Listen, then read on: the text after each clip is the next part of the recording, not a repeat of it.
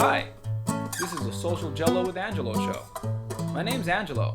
I'm a social scientist, surfer, martial artist, and a whole lot of other things. Coming to you live from Kasai City, Japan, the Social Gelo with Angelo show. Hey, what's up, everyone? Thanks for checking out Social Gelo with Angelo. If you're interested in supporting the show, check out www.socialgelo.com and just click on the Amazon banner. Not sponsored by Amazon, as a disclaimer, but it does help out with the show and helps me produce more of these episodes just for you. Today, I interview Jesse Nicassio. Pretty sure it's Nicassio. Maybe I messed that up. It was a really great podcast. He talks about his experiences and athletic performance in martial arts. So I hope you enjoy it.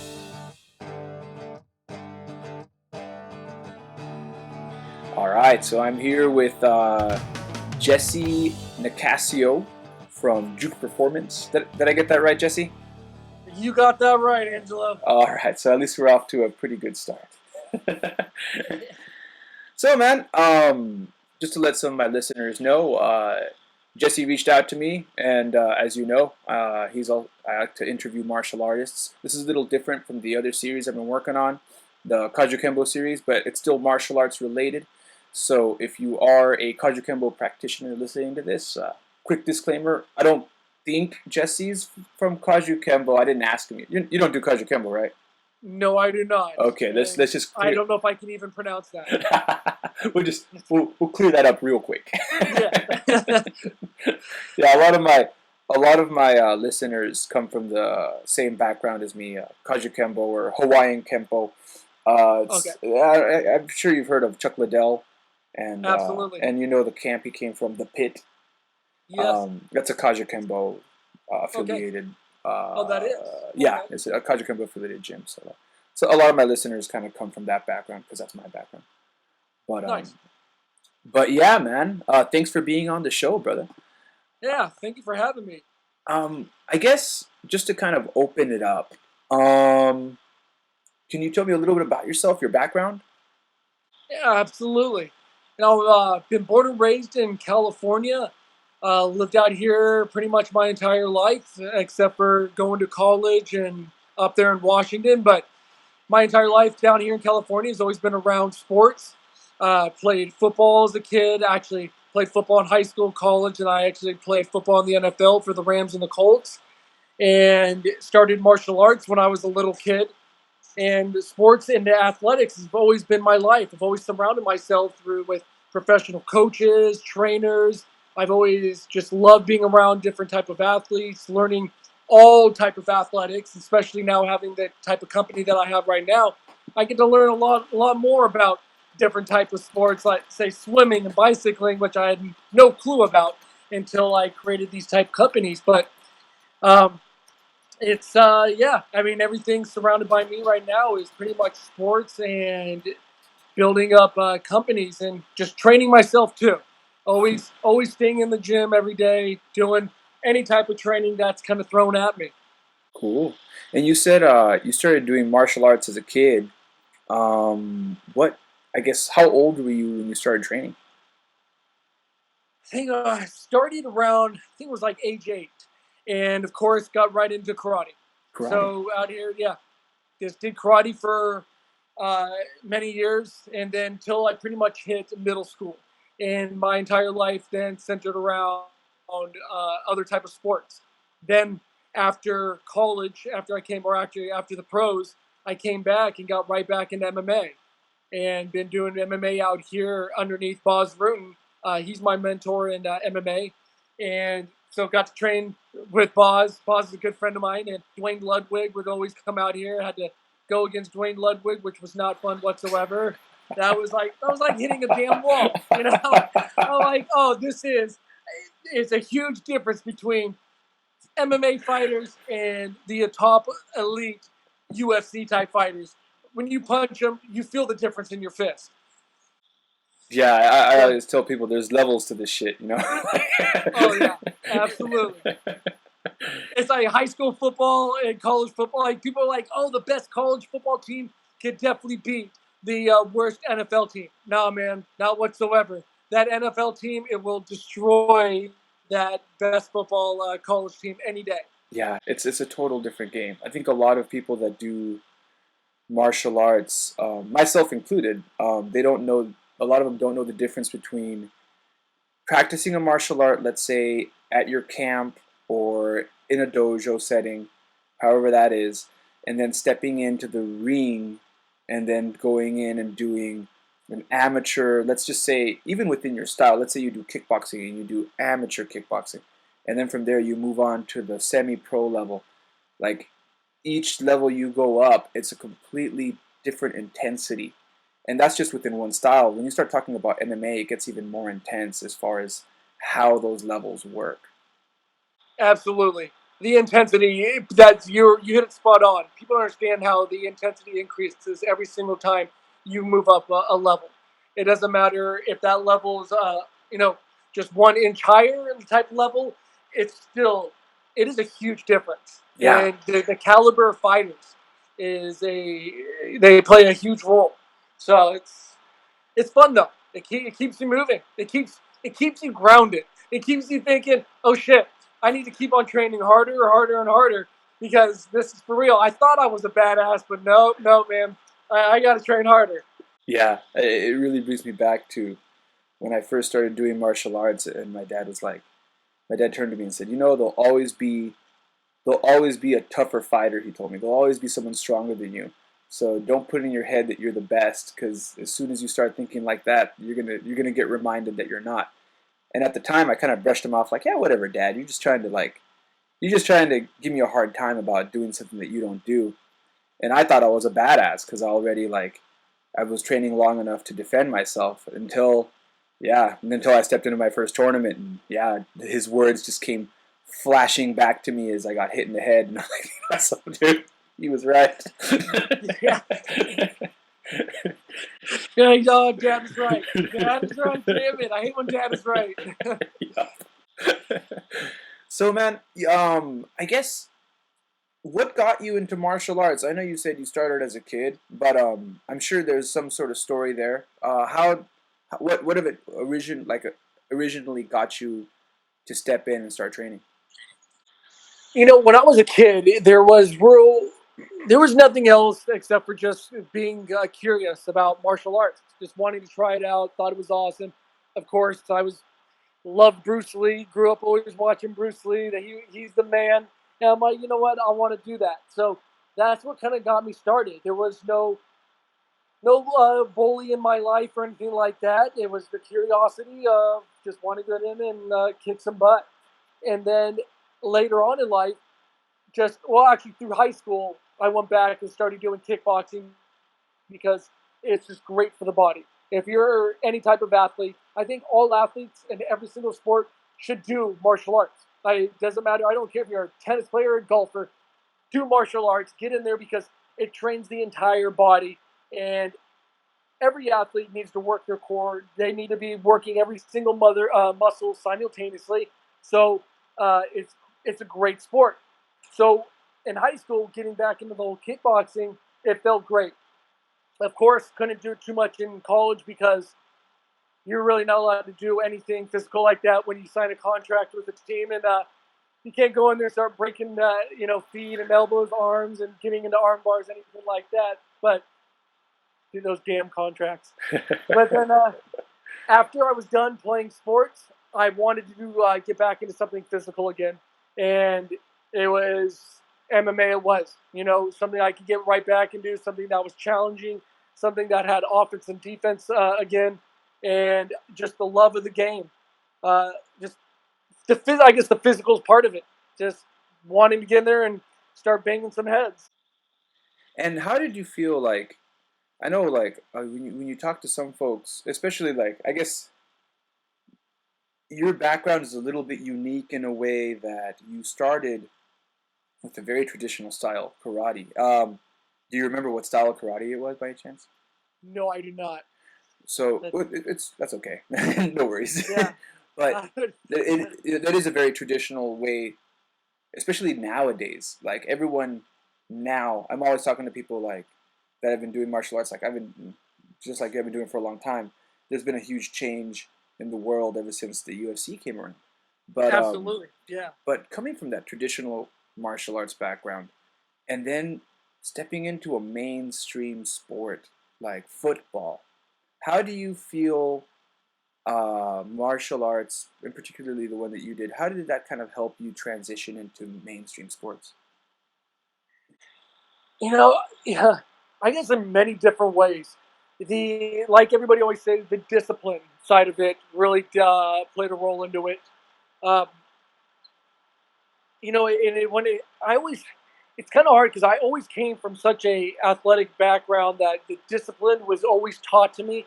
But then when it came to martial arts, it's really ingrained in you. There is, you really have to be disciplined physically, emotionally, and the emotional side of it because, like you said, there's going to be that other guy that is bigger, tougher, stronger, faster than you. So you got to be disciplined not to kind of lose your edge. You got to be disciplined knowing that there are guys bigger and stronger and don't get discouraged. And like in any other sport, and even fitness, there's always going to be a guy bigger than you, more ripped than you. And so just knowing that, but knowing that if you train hard, you train with technique, you train those fine points, those inches of life, you will improve every single day and you will get better. And I mean, other than the mental side of it, of course, the physical side, the stretching, uh, learning quick feet, the kicking. I was a punter in the pros, so my flexibility was always there. I always had strong, fast legs, and that actually helped out after I was done getting back in MMA. The quick legs definitely proved to help me out so much better than most people. But yeah, I guess the whole discipline side of it and just the physical aspect, it it just everything came together and it worked out well. And what made you decide to pursue the path that you ended up on? Like, I mean, obviously you did some martial arts and you got into football. And then, I mean, a lot of people get into football. What made you feel like, hey, I'm going to go all the way with this. I'm going to go all the way. I'm going to become a professional football player. And how did that story work out for you? Like, how were you able to? Because a lot of people do play football, like I mentioned earlier, but once they get to college football, like there's like a huge gap to being able to become a professional football from from playing football as a kid to becoming a professional football. So player, like how did you connect that and how did you make that a reality? You know, I mean, I loved football growing up. I guess I just always had a passion for it. But I'll tell you a little story. One day, school was never my thing. All right, I didn't like going to school. The only reason I went to school is because I had to go to school, pass my classes, and play football. Plus, I had a really hot girlfriend that was going to school, so I wanted to see her. Plus, all my friends were there, so I'm like, hey, why not? But just what really hit it was I have an older brother, and he went to Arizona State. He was a kicker, and I went to one of their games. There was Arizona State versus Nebraska, and this was back in 1999, or yeah, 99, and went to the game. Arizona State ended up winning, but I was in the stands and being in the Sun Devil Stadium. This stadium is amazing. One of the coolest stadiums ever between these two big mountains. I look at my dad and I go, I want to go to college. I want to go all the way. And he looked at me and says, good. The one thing you have to focus on is make sure you pass all your classes, get a high GPA, and get your butt to college. And then you can go all the way. Because the work ethic, I had it. I worked hard. The work ethic was no problem. It was everything else around. No distractions. Don't get into trouble. And that was the game changer right there. When I saw them, Arizona State beat Nebraska first time 17-0. They haven't been beaten since 1973, same year Bruce Lee died, and that was uh, that was a game changer to me. And that's when I said I want to go all the way. I want to be the best of the best and make it to the league. So that's when it struck me in the head. Nice. That's really cool. So that was your inspiration to get it done. Um, So you went, you worked hard, you applied yourself, you kind of went the other way around as far as going from trying to get you, like I said, you weren't really big into school, but you disciplined yourself to finish and to get in there and do it. Yes. Um, so what was the defining moment for when you got signed? How did that happen? That was a long process. The signing first, you sit through an NFL draft, hoping that you're going to get called. I was talking to my agent, and they thinking that I was going to get picked up on the 6th round, and ended up not getting picked up on the 6th round. And those are 2 long-ass days. And I don't think, since that day, I don't think I've watched the NFL draft since, because it was brutal. But then that next day, I'm sitting in class, and I went to Eastern Washington University, and actually held a record there for 11 years. Finally got broken 2 years ago, but sitting there in class up there, yeah, I'm a little bitter about that. Yeah, you can tell. He took my damn record. But sitting there in class next to actually 2 of my teammates, my roommate who was also the other kicker on the team, and my phone goes off, and I look at it. Don't worry, it was silent when I was in class. And I look at it, and for some reason, I didn't know the number, and I'm like, I think I should take this call. And so I literally get up, walk out of class, go to the hall, pick up the phone, and they said, "Hey Jesse, this is the coach from the Rams." And I'm just thinking in my mind, "Oh crap, this is awesome." He's like, "Hey," and it's the day right after the draft. And he's like, "Hey, how would you like to be a Ram?" I'm like, "Yeah, absolutely." He's like, "Great, we're signing you." And so from right there, he's like, "We'll contact your agent.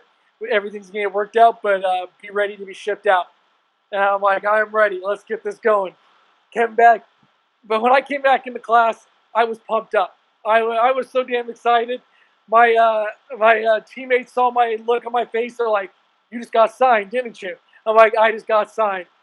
I was so pumped up that the teacher was, I forget what subject of what the teacher was talking about.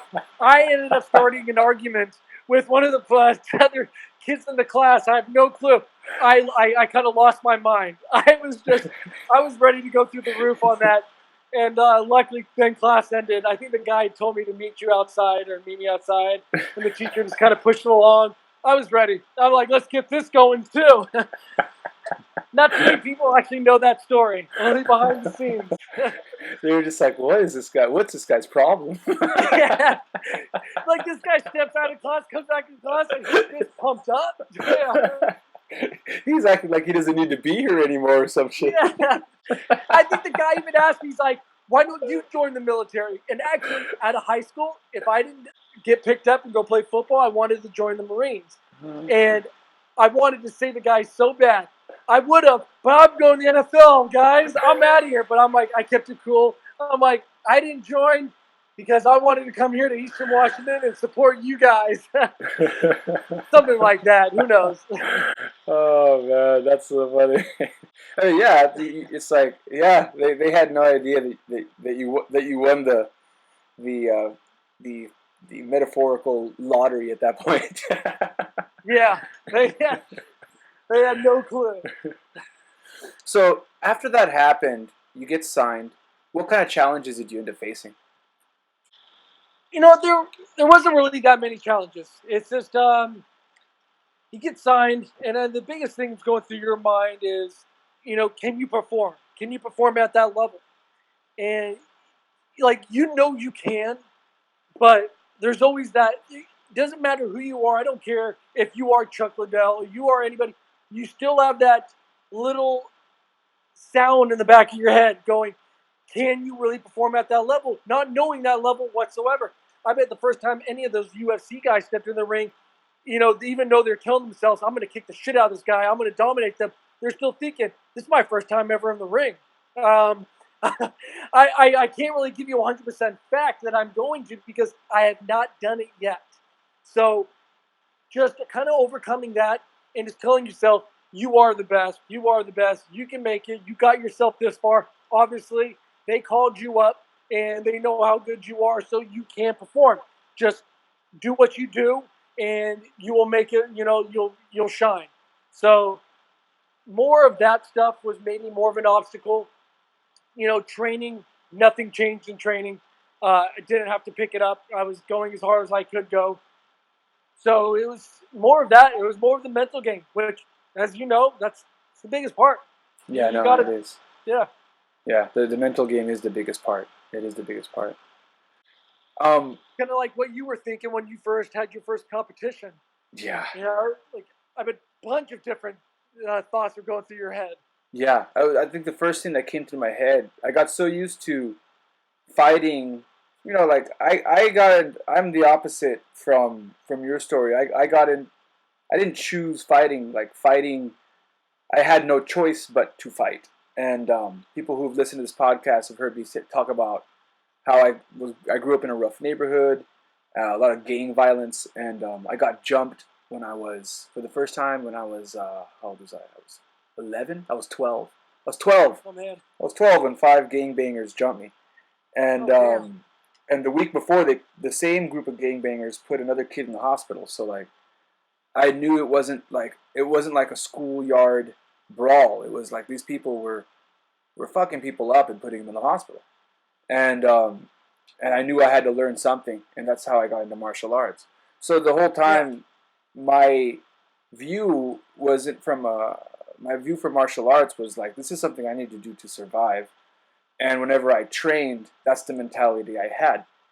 I had no aspirations to compete because I didn't come at it from a sports angle.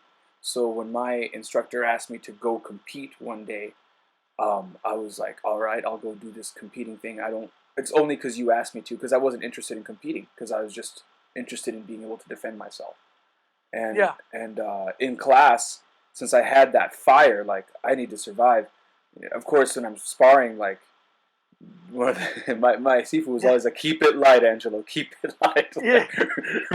Remember, we're all friends here. We're not trying to kill each other. Like, so Yeah. that was always what he was reminding me about control. And so I was always very focused on controlling. And then there was one guy that we would just bang because he was so much bigger than me.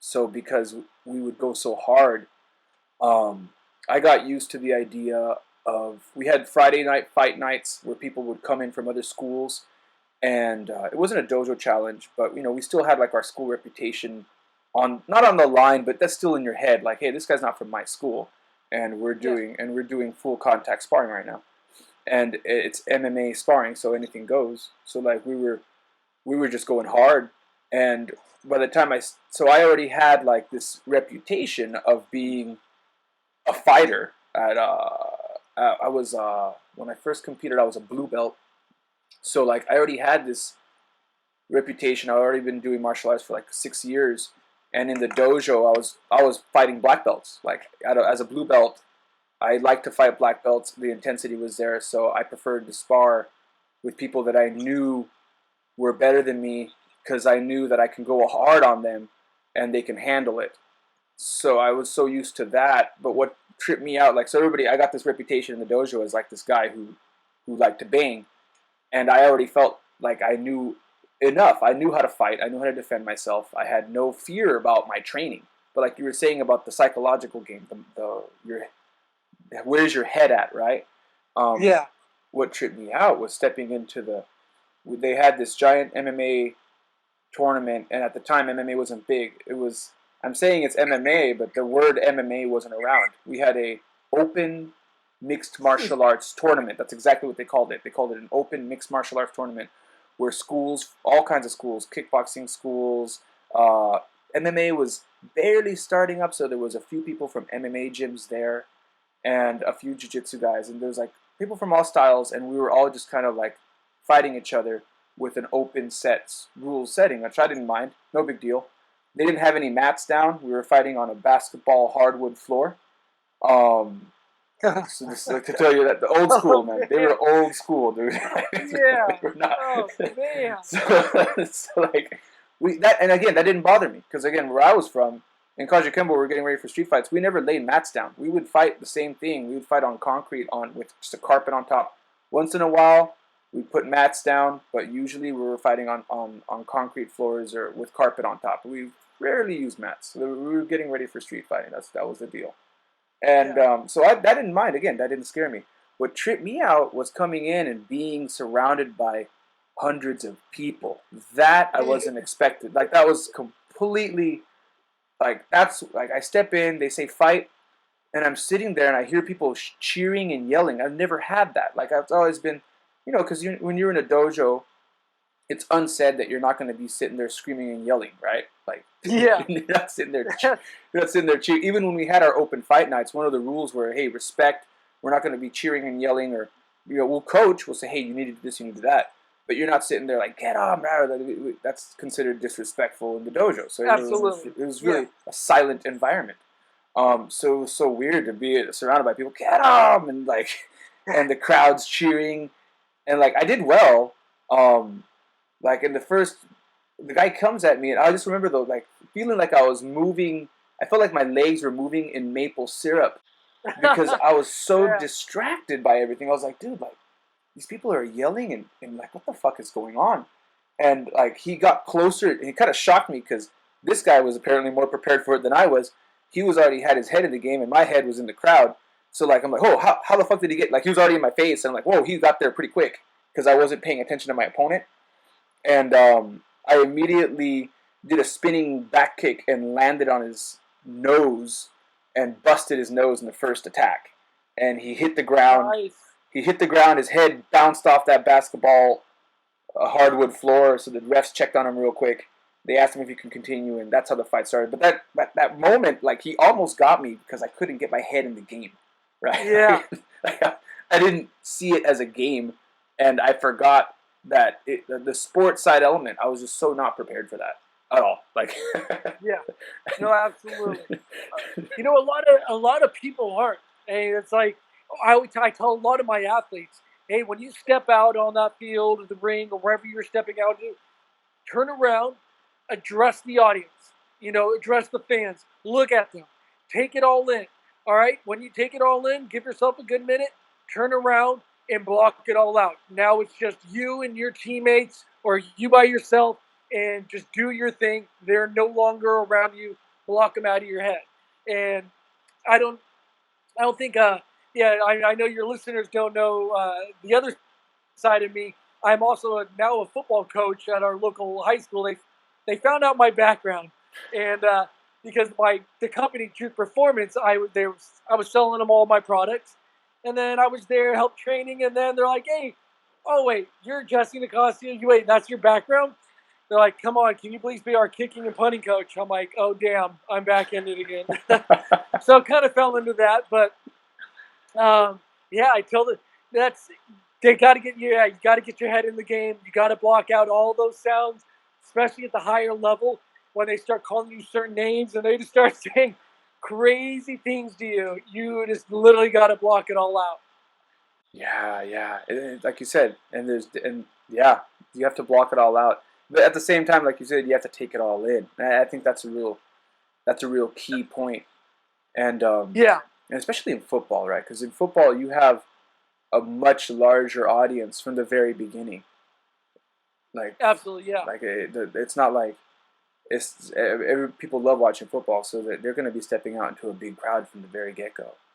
Yeah. Yeah. That's what made me. When I got back into MMA, the other people around you, the people watching you, if you're being pulled out by the instructor and you're doing something right there in the middle and you're pretty much getting your ass handed to you by the instructor, but everybody's watching. I liked it again. I forgot about that. I forgot about the nervousness too, getting back in there, like going against, you're about to go against somebody much better than you, and you start getting butterflies. I missed that part. I'm like, this feels great. I miss this so much. I'm finally nervous again after all these years. Yeah, and that's what in martial arts. That's what helps you. That's what helps you survive. Like, if you're not nervous, then you really need to reevaluate how things are going, because you should be nervous. You should be nervous. At least a little. At least a little. That makes you react quicker. If you're not nervous and you're in there like, oh man, I got this, oh, you're about to get smacked upside your head. But if Yeah, you're nervous, man, you're ready to go. You're on the tip of your toes, and you're like, oh shit, I need to react real quick here. exactly. I always tell my students, like, if you're not nervous, when you're not nervous, when you're completely that comfortable is when accidents happen. So just keep that in Yes, mind. Like that's when bad things always happen. absolutely. That is, man. That is a good thing to say to your students. So what's something well actually you already kind of answered that question very well actually. How martial arts has helped you as far as getting into football and how it helped you with the discipline. But I guess my other question would be how has martial arts helped you outside of the career wise, but in your personal life? How has martial arts helped you as a person, as an individual? You know what? Having respect for everybody, having respect. You know what? I did not grow up in a terrible neighborhood, but I did grow up fighting, and that's probably why I enjoyed or wanted to go back to it. Um, I did fight quite a bit through high school. Everywhere it's either fought because somebody wanted to hook up with your girlfriend, or they thought, oh, look at that smile on your face, or whatever the hell it was. But you don't really understand an individual until you start getting into martial arts when the smaller individual kicks the shit out of you. And just respecting everybody, respecting who they are, where they came from. If they came from a troubled, because in martial arts, you meet a lot more people that come from troubled backgrounds and why they got into it and the hardships that they had to go through. And that, you know what, you don't know anybody, don't ever put a label on anybody, and just be nice and friendly to everybody. It's just give them the mutual respect that hopefully they're giving to you. If they're not giving you respect, then do what you need to do. But I mean, just respecting everybody, and it's really the more of the don't try to be a tough man out there on the streets because little Mighty Mouse is going to come and just kick the crap out of you, man. That's what I mean. In the personal life, just being out and about and being in the game for a while, I that would probably be the biggest one in my that just sticks with you. Don't be the tough man in the club because there's going to be somebody in the club tougher than you. Yeah, yeah. And you were saying, kind of going back to your story, what you retired. How long did you do professional football for? 3 years, 2004 to 2007, until I tore my hamstring. Oh, ouch. And Yeah, that was that was a bummer. yeah, yeah, injuries. Yeah, actually, all right. Is it okay? Can I ask you a few more questions about that? Are you comfortable with that? Oh yeah, for sure. How was it then? So like, you had 3 years. Okay, I guess my first question: how long were you planning on being a professional football player? You got 3 years in, but did you have any goals like how long you wanted to do it for? I wanted to be in for a minimum of 10 years, Okay, all right. especially 5 years, so I could get my pension. But that didn't. Neither one of those happened. Mm. So, how did you handle going from being a professional football player, that's going to be your life, to getting an injury and kind of having to reevaluate everything? How was that process for you? Man, that was a good question. That was hard. That was maybe one of the most difficult transitions of my life. After I finally hung up my cleats, I went into depression for about a year, and I didn't know I didn't have an identity anymore. My identity was I was a athlete. I was a football player. That identity was lost. I didn't know what to do. I had no skill set. Luckily, well, I'll go back to that. And I wasn't quite sure what to do. I went to school. I went to college to be a football player. I graduated with a communications degree. I That's all I knew, and that's the only thing in your head was I'm going to play at a minimum of 10 years. There was no looking back. There was no like, oh, wait, option B. There's no option B. But there was one thing that I did have that not many other people did. That not many other people had was I did have a backup plan, And it wasn't because it was option B. It's because there was something else that I was actually passionate in. When I was in elementary, there was two things that I wrote down on a piece of paper in 5th grade. Like, what do you want to be when you grow up? One, I put down, I want to be a professional football player. The other part I put down is I want to be an inventor. My great-grandfather was an inventor. He invented the orange cone. And my family still has the manufacturing plant out there in Orange County. And during my 2006, I actually invented a football that was called the Easy Kicker. It has a 16-foot elastic cord to it. You stick the stake in the ground. You can go in a small confined area, 5 by 5 foot, and you can practice your punts and kicks. You practice your technique. I created that because when I was playing football, I would ask people, "Oh, yeah, do you go to your local high school to punt and kick to practice?" They're like, "No, man, we got to travel like an hour away." I'm like, "Travel an hour away? Damn, I'm fortunate to have high schools right next to me."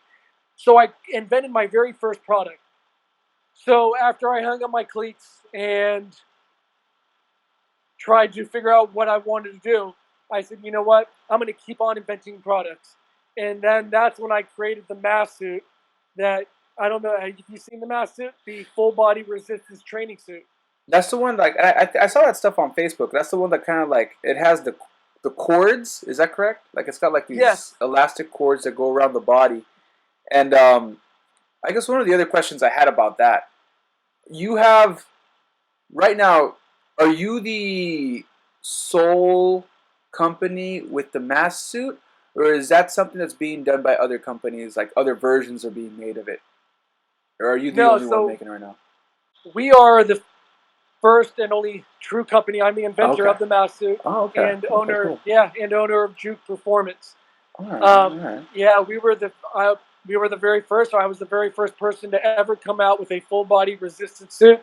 Yeah, there are now. We've created a storm, and there's other teeny little half knockoffs that are not even close to our suit or the quality. We still dominate the market, and still the biggest company when it comes to the resistance suits. And that's what I fell back on after I hung up my cleats. I said, you know what? You got to teach yourself business. You got to be a entrepreneur, but with an entrepreneur, don't take that lightly. Out from marketing to legal to whatever it is, you have to figure all this out, and that's what then I dedicated myself to, was falling back on that and inventing multiple products, holding the patents for them, and now creating a company that we sell products worldwide to. And Mass Food is our biggest one, my favorite one of them all. And I've seen it like for my listeners that don't know what it is. A little later, well, if you're watching the YouTube, I have a clip right here. And then for my listeners that are listening from either iTunes or one of the many other podcast services, you can check out the YouTube video, and there'll be a small clip on the side while I'm talking right now, so you can see what this thing is in action. But pretty much, it's a suit that has resistance. It adds resistance training. So if you're a martial artist, if you're throwing punches, it helps guide you and gives some resistance to your punches and your kicks while you're training. Um, it came up. It's funny that I'm talking to you about this and that you reached out to me online through my website because, as I said earlier to you, I recently opened an MMA gym, and because I did that, um, I mean, I'm not. I mean, like I already have my main career. Just MMA is always martial arts has always been my passion. So I have my gym, and because of that, I've been just posting a lot of different pictures of me training and stuff. So like the Facebook algorithm figured out that I do martial arts and I own a gym, and it's been throwing different stuff at me as far as like advertisements for like martial arts and stuff. And your product actually came up on on one of them, Oh, good. and I was Our looking. marketing's working. Yeah, your marketing's working because I saw it and I'm looking at it and I'm like, oh wow, that's pretty cool. It's got like resistance training and it's got like bands on it. And so like I put a mental note. I'm like, yeah, I'll check this out a little later. And then it's funny that I get an email from you. And then when I saw the video, I was like, oh hey, that's that. That's the same one that I just saw that thing. I was wondering about that. Yeah, I'm listening to you through your phone. Me and the government, we're listening on to you. Yeah. Yeah. Yeah. That's I don't mind. Like I know I'm not dumb about how Facebook works and how they use the information for advertising, and that's part of the user agreement. I'm not one of those people that makes a big deal about it. But No, I thought it was pretty funny. Like I'm like, oh man, he sent me an email. You're like, hey, check out my product. I'm like, are these guys following me? Is this because I thought you were gonna be like, hey man, so you didn't click like on the ad, bro? yeah. Hey, Angelo, why are you playing with your dog right now, dog? You Why should are be in you there picking up trading. the phone? Yeah, you should be trading, man. Yeah. When are you gonna get back on me on this on this? On that? I guess Snowden was up to something. He knew what was going on. Oh man, but yeah, I'll joke it aside, man. I guess this is a great segue into your product. So you became an inventor. It's the way you kind of were able to reinvent yourself and get into something that you were passionate about, and and you created this suit. And from the sounds of it, you've actually invented a lot of different types of products, not just martial arts products. Is that correct? Yes, that's correct. All right. And what I guess what other products do you have? Or I'm sure you have a lot, but I guess what fields does your company cover? You know what? A lot of the products that I create are based around mostly all athletes are able to incorporate it in. So, like one of the other products is a leg product that you can use for any type of speed training, agility training, but also martial artists can use it for kicking. It's not out on the market just yet, so I can't describe it too much. It's all I'm good. actually holding it in my hand right now. Um, but yeah, it's everything we do is high performance, and you can also attach it to the suit itself. So you've heard of a parachute, right? Yeah. Like this, yeah, the speed chutes. So we came out with our version of it, and our version actually attaches clips onto the back of the mask suit. Yeah. So it's like creating a damn Iron Man suit. That's my goal is to keep on inventing products where it either attaches to the suit, you can use it with it, or something you carry along. But yeah, from like a speed parachute, the juke chute, to this new leg thrusting type product that you'll have fun kicking in. Um, real soon here, you'll see a juke clothing line, but that's not anything invention wise. But yeah, I mean, just we're kind of all around the board when it comes to high performance and just supporting the athlete to get the most performance out of it. And just for my listeners again, for some of you that might not know what he's talking about, the speed chute, it's like a small parachute that people will wear and they'll run, and it'll give you resistance for when you're running, like from the wind. So it kind of helps you have that extra drive when you're running, because it's kind of like you were running against a strong wind, I guess, if I can put that Yeah, in layman's for some people listening. yeah, that's absolutely right. So I guess kind of getting to our close to the wrap up, close to the end here. What are some of your goals for your field, for your company? What are some of the goals that you'd like? You kind of mentioned some of the new products you got going and that you want to kind of roll out, but where do you kind of envision your company going? The path that we're taking, what I would love for it to be, of course, a very large company helps assist and builds products for the athletic world, the fitness world, and the therapeutic world. Yeah, the therapy world is a big passion of mine. I've worked because of the suit itself. I mean, the suit has got me into a lot of door markets.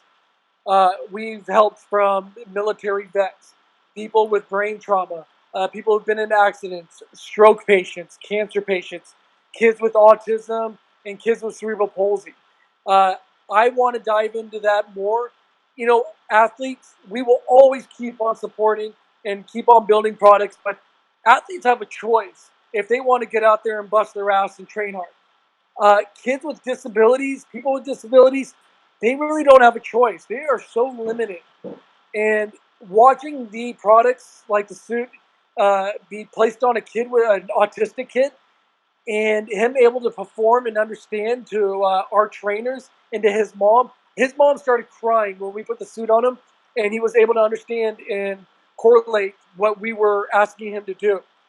I want to get more into that, and if we can build this company to help push all three of those markets, I mean, that's my main goal, is to really get into that. And of course, hey, maybe work with the military one day on certain type of suits that we may have in the back of our pocket. But that will be maybe a little bit down the road. We'll cover that one later. But that's the main goal right there. Yeah, man, that's really good. Like being able to not only create something but give back to the community, that just really helps with feeling fulfilled with what you do. And I feel it always adds more passion, right? And you sound like a really passionate guy, so that's awesome, man. That's really awesome. Oh, thank you, man. Thank you. So, what's your advice for someone who's interested into getting into martial arts, as far as training, mentors, coaches, styles? What would your recommendation be if someone's just listening to this for the first time? They've never done any martial arts, and this is a question I ask every martial artist at the end of the show, like, because I know people from different backgrounds will have different types of advice, and that's why I ask it. What would be your advice for, I guess for you, for two? I'm going to make this a two-part question. For someone who wants to get into martial arts and maybe get into MMA and become a professional MMA fighter, or for someone who just wants to get into martial arts and doesn't know where to start. And then the second part of the question, since you were a professional football player, what is your advice for somebody who wants to become a professional football player? You know, and I might be able to answer all of them in the same answer. That's good. First off, if you want to get into martial arts, you want to be an MMA fighter, you want to be a UFC fighter, or you just want to train, or if you want to be a football player, first off, just do it. All right? Just start the process. Get in there, sign up, do what you need to do, but you have to start it. Don't sit on the couch and don't think about it. You have to start it. You know what? If you want to be a UFC fighter, first you gotta start training. All right, so you first got to start and let that first time ever getting into any type of MMA conditioning, that will tell you if you really want to be a UFC fighter, because you're gonna have to amplify that by 1,000. So you'll know right then and there you have it in you. But regardless to any of that, is literally just start the process. You know what? Go to your local gym, start training, and see if you truly do like it, if you truly like being a football player, if you truly like being a basketball player, or if you truly like being an MMA fighter. Just go in and start participating. The other thing is train. I don't care what it is, go train. Before you enter any type of any type of training facility, do not be a damn slob, all right? And get in there. Go start running, start doing some sprints, go hit a heavy bag. Be careful with your wrists. But start training, because you don't want to be that one guy in there who's puking all over the ground because you're so out of shape because you weren't quite sure. Yeah. Athletics, yeah, man, athletics is athletics. It's going to take a lot of energy, so try to get yourself into somewhat of shape. And nobody has an excuse. Am I not supposed to do? Because of the world of Google and YouTube, just type in, what do I need to do to be an MMA fighter? And they might give you some tips. Just start it. Yeah. No, I think that's a good. It has to do with the perspective of how people enter. Since you started in traditional martial arts, but you've always have an athletic background, you already have that athletic map, if you will, laid out for you. But I think a lot of people that come from a traditional martial art background, even in jiu-jitsu, you'd be surprised how many people get into jiu-jitsu and don't have an athletic background and don't want to lift weights, don't want to exercise. And I'm always telling them, like, hey man, like, even if you don't want to be even if you're not looking to compete or win the worlds or anything, like, you do realize, like, if you exercise, and you don't have to be like Arnold Schwarzenegger exercise, just like if you just run, like if you can just get into like some light jogging or 30 minutes of walking a day, or maybe just like a light training program where you lift just some dumbbells here and there, it's gonna help with preventing injury. Like it's only gonna help you. And like It's different, man. I guess because I'm in Japan, right? And like I told you earlier, in Japan they have a very different culture. Even their gym culture is very different. Like they have very different goals, and it's a total different outlook. I always feel like I didn't realize how much in the U.S. we very much have a gym culture ingrained into us. Like it's you always Really? even if you don't go to the gym, you at least know a person in your life that goes to the gym regularly. I don't know, like It's not like that in Japan. no, it's not. It's not like that in Japan. Like people who go to the gym are considered a gym person. They have a word, a Japanese word, and it's an English word actually, macho man, is what they say, or a macho man, right? Okay. So like every time people see me, they're like, "You're a macho man. You're like a," and I'm like, "Dude, I'm really not. Like I'm 170 pounds. Like I'm not." But they act like I'm a bodybuilder out here. Like, "Oh, your arms are so big." I'm like, they really aren't. Like I just work out. Like it's not even like I don't even work out that like yeah, I own a gym and yes, I train, but mostly I used to be into powerlifting and bodybuilding. Not bodybuilding, but mostly powerlifting. I wanted to get big at one point, and I was fighting at light heavyweight at one point. I would train at light heavyweight and cut down to middleweight. So I was a big guy. I consider myself a small guy now. So it was really shocking for people to be like, "Oh, he's a big guy." Oh wow. Yeah. Again, it's because they don't really have a gym culture out here. It's something I'm trying to develop when I made my gym, and Do, do the yeah, gyms look similar to our American gyms? Or are they? the ones in the city do. Like if you go to a big metropolitan area like Kobe, Osaka, Tokyo, they're gonna have they have Gold's Gym. They have the branded Yeah. Gold's Gym, right? Okay. But if you start getting away from the major cities, you start going more into the what I call the real Japan. Because Tokyo, Osaka, the big cities, they're kind of emulating what's happening in the with the global economy and with what's the word I'm looking for here? Come on, I know this word. Uh, I'm blanking on it. When a when Like a stereotype. not Like a. stereotype, globalization. There it is. Okay. Oh, okay. Globalization has really affected Osaka, the big cities. They're more like an international metropolitan area where people from all countries come in. So their culture is a little more mixed there, where because of globalization, they've kind of adapted more Western values, and you have more people that kind of see the importance of going to the gym, and they kind of have more of an idea. Not as much as America, but a little more of an idea. But as soon as you Yeah. start stepping away from the big cities, you start going into the regular towns and the smaller cities, a big gym, most like my gym, like where I live, the closest gym was about 15, 20 minutes away. It did not have any free weights. It only had Huh. dumbbells and everything else was a machine.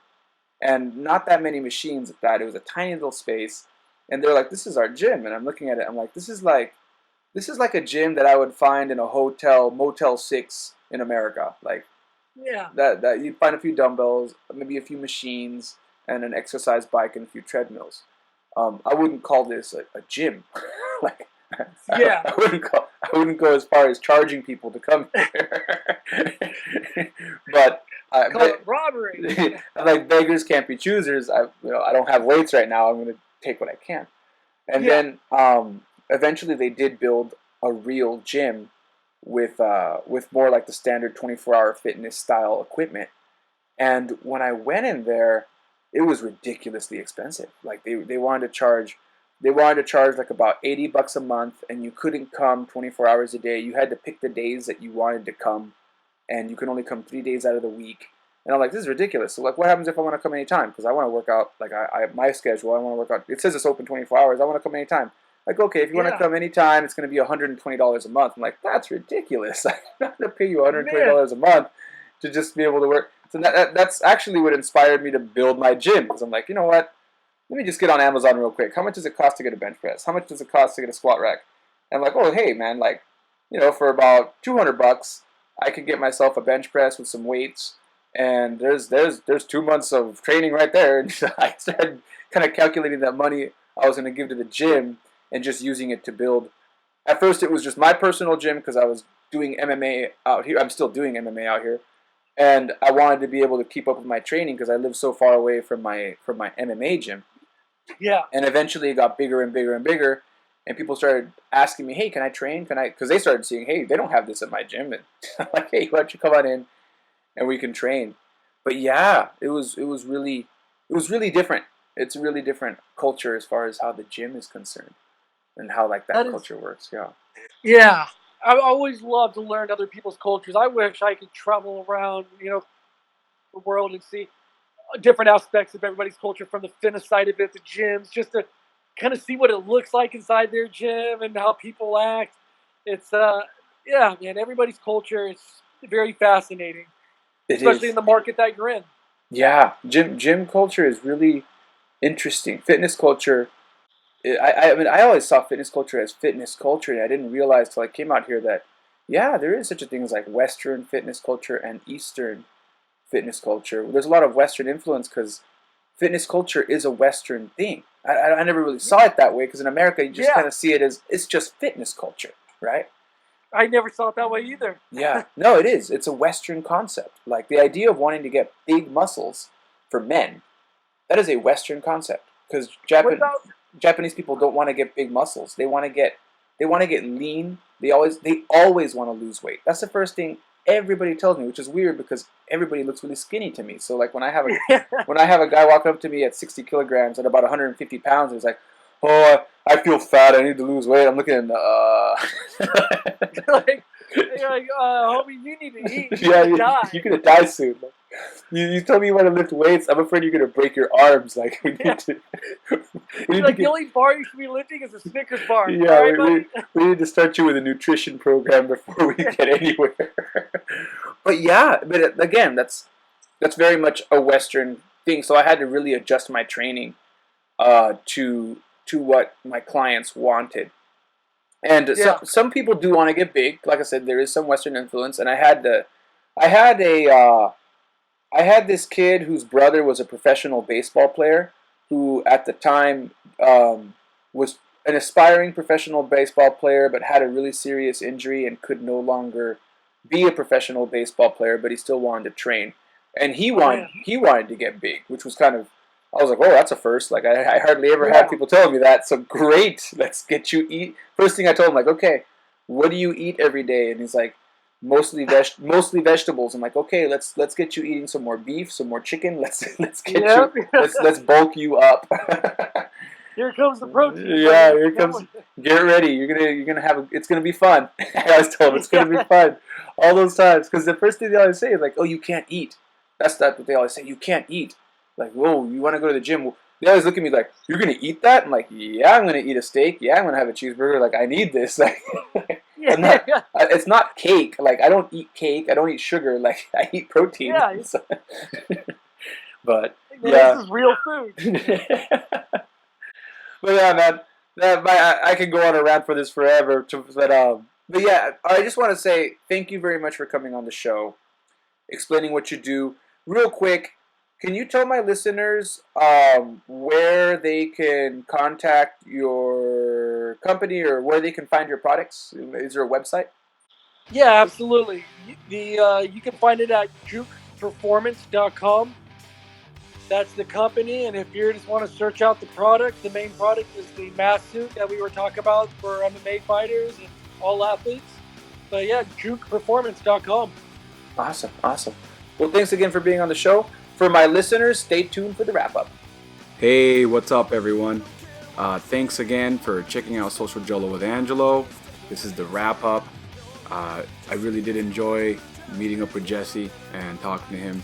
Again, if you want to support the show, check out www.socialgelo.com. It's a great way to just check on the Amazon banner and go from there. There's also a blog if you want to check out the blog, and has some writing from me and some of the guests I've had on the show. Stay tuned, I got a lot of great stuff coming up. As well, if you want to support the show, we do have a Patreon account at Social Gelo. Alright, y'all. Thanks again. Have a great week. Peace.